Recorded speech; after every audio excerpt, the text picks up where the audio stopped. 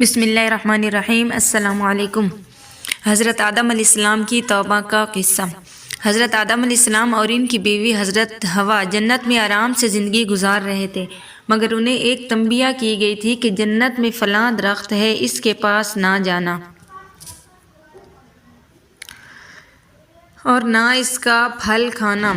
یہ حضرت انسان کو پہلی ہدایت کی گئی جس کے پیچھے کوئی نہ کوئی مصلحت تھی۔ اس کے متعلق قرآن مجید میں ارشاد باری تعالیٰ ہے، اور ہم نے فرمایا اے آدم تم اور تمہاری بیوی اس جنت میں رہو اور اس میں سے بے روک ٹوک کھاؤ جہاں سے تمہارا دل چاہے، مگر اس درخت کے نزدیک مت جانا اور نہ حد سے بڑھنے والوں میں سے ہو جاؤ گے۔ حضرت آدم علیہ السلام کی جب تخلیق ہوئی تو اللہ تعالیٰ نے فرشتوں کو حکم دیا کہ حضرت آدم علیہ السلام کو تعظیمی سجدہ کرو، تو تمام فرشتوں نے سجدہ کیا، لیکن ابلیس نے سجدے سے انکار کیا۔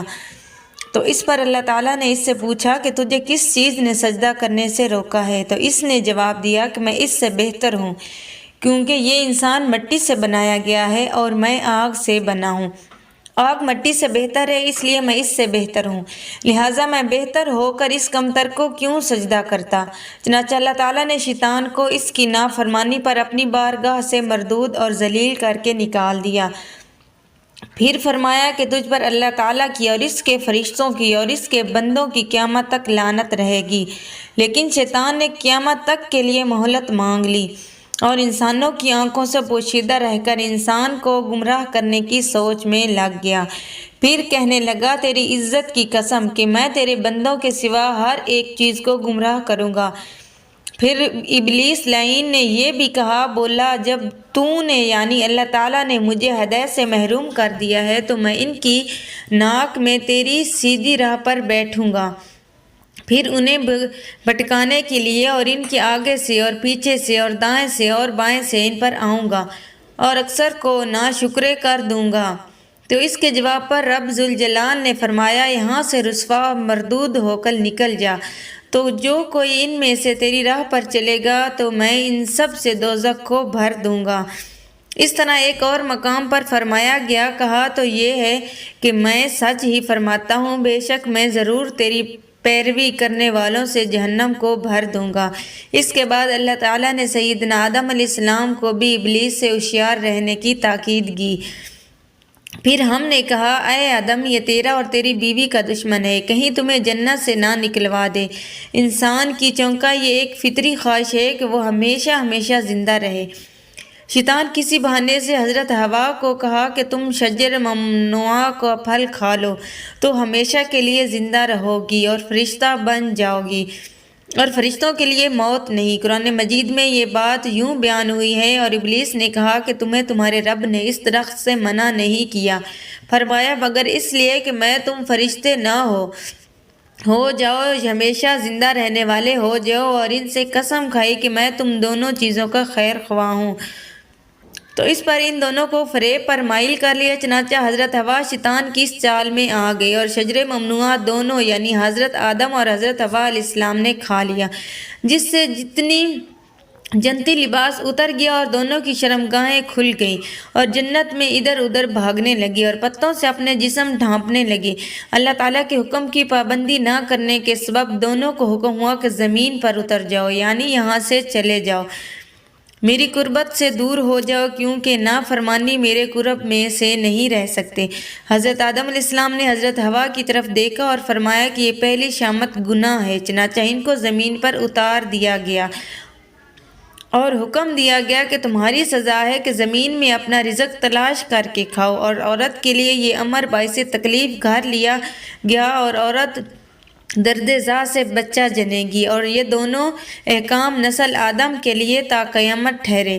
چنانچہ ہم دیکھتے ہیں کہ تا چیز انسان کو رزق حاصل کرنے کے لیے صبح شام کتنی کوشش اور مشقت اٹھانا پڑتی ہے، اور نہ ہی کوئی عورت درد ذات کے بغیر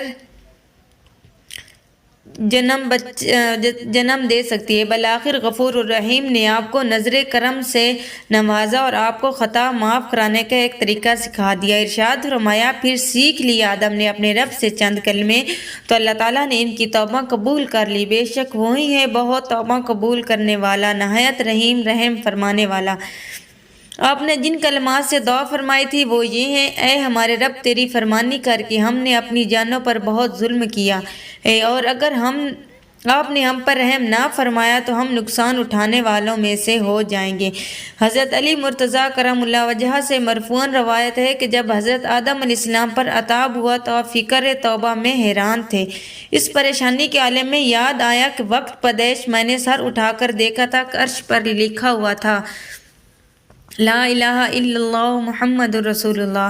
میں سمجھا کہ بارگاہ الہی میں وہ مرتبہ کسی کو میسر نہیں جو ان حضرت سیدنا محمد رسول اللہ صلی اللہ علیہ وآلہ وسلم کو حاصل ہے، کہ اللہ تعالیٰ نے ان کا نام اپنے مقدس نام کے ساتھ عرش پر مکتوب فرمایا۔ لہٰذا آپ نے ان الفاظ کے ساتھ دعا کی: یا رب، میں تجھ سے تیرے خاص بندے محمد صلی اللہ علیہ وآلہ وسلم کے جاہ و مرتبت کے تفضیل اور اس کی کرامت کے صدقے جو انہیں تیرے دربار میں حاصل ہے مغفرت چاہتا ہوں۔ کہا جاتا ہے کہ یہ دعا کرنی تھی اور حق تعالیٰ نے ان کی مغفرت فرمائی اور وہی نازل فرمائی کہ محمد صلی اللہ علیہ وآلہ وسلم کو کہاں سے جاتا تو نے دیکھا۔ آپ نے تمام ماجرا عرض کیا۔ اللہ تعالیٰ نے ارشاد فرمایا کہ اے آدم، محمد صلی اللہ علیہ وآلہ وسلم سب پیغمبروں میں سے پچھلا پیغمبر ہے۔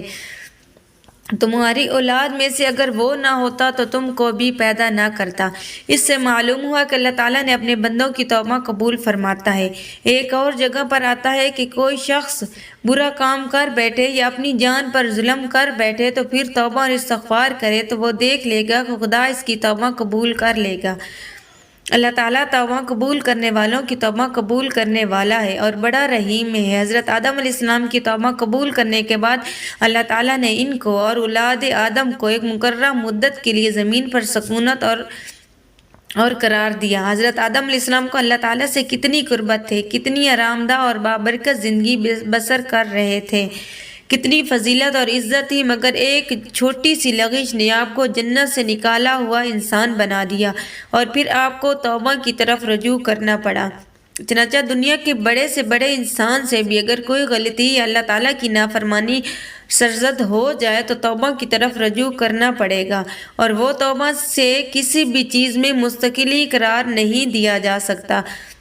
حضرت آدم علیہ السلام کی توبہ کے بارے میں حضرت عائشہ سے ایک روایت ہے کہ جب خدا کو منظور ہوا کہ آدم کی توبہ قبول فرمائے تو آدم نے خانہ کعبہ کا 7 مرتبہ طواف کیا، اور اس وقت وہ ایک سرخ رنگ کا ٹیلا تھا۔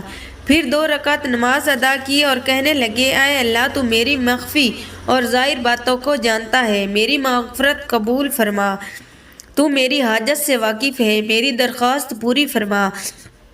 اے اللہ، میں تجھ سے ایسا ایمان جو میرے دل سے جا ملے اور یقین صادق مانگتا ہوں۔ مجھے معلوم ہو جائے کہ سوائے اس چیز کے جو تو نے میرے لیے لکھ دی ہے کچھ اور مجھے نہ پہنچے گا، اور جو کچھ تو نے میری قسمت میں لکھا ہے اس سے مجھے راضی کر دے۔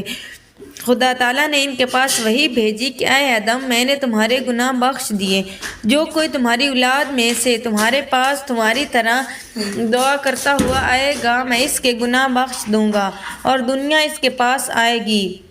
نیشا پوری نے بیان کیا ہے کہ اس کا منقطع تو یہ ہے کہ توبہ زمین پر اتر آنے کے بعد قبول ہوئی ہو، حالانکہ صحیح تو یہ ہے کہ توبہ پہلے قبول ہوئی ہے۔ حضرت امام حسین سے روایت ہے کہ آپ نے فرمایا: جب اللہ تعالیٰ حضرت آدم علیہ السلام کی توبہ قبول کی تو فرشتے نے انہیں مبارکباد پیش کی، اور حضرت جبریل علیہ السلام نے خدمت میں حاضر ہو کر کہا کہ اے آدم، آپ کی آنکھیں ٹھنڈی ہوں کہ اللہ تعالیٰ نے آپ کی توبہ قبول کی۔ اور یہ سن کر حضرت آدم علیہ السلام نے فرمایا کہ اے جبرائیل، اس توبہ کے بعد بھی اگر باز پرس ہوئی تو پھر میرا ٹھکانہ نہیں۔ اس وقت وحی نازل ہوئی اور اللہ تعالیٰ نے فرمایا کہ اے آدم، تم نے اپنی نسل کو مشقت، تکلیف اور توبہ کا وارث بنایا ہے، تو اب جو کوئی مجھے پکارے گا میں توبہ قبول فرماؤں گا جس طرح میں نے تمہاری توبہ قبول کی ہے، اور جو کوئی مجھ سے مانگے گا میں عطا کرنے میں میلی نہیں کروں گا، کیونکہ میں تو قریب ہوں اور قبول کرنے والا ہوں۔ اے آدم، میں گناہوں سے توبہ کرنے والوں کو جنت میں جمع کر دوں گا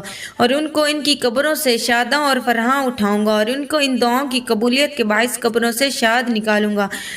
آپ کی تو یہ توبہ 10ویں محرم کو قبول کی گئی تھی۔ توبہ کے بعد آپ کو خلیفہ الارض ہونے کا اعلان فرمایا گیا اور سب کو آپ کی فرما برداری کرنے کا حکم سنایا گیا۔ حضرت آدم علیہ السلام کے اس واقعہ سے ہمیں توبہ اور فرما برداری کا راستہ اختیار کرنے کا درس ملتا ہے۔ والسلام۔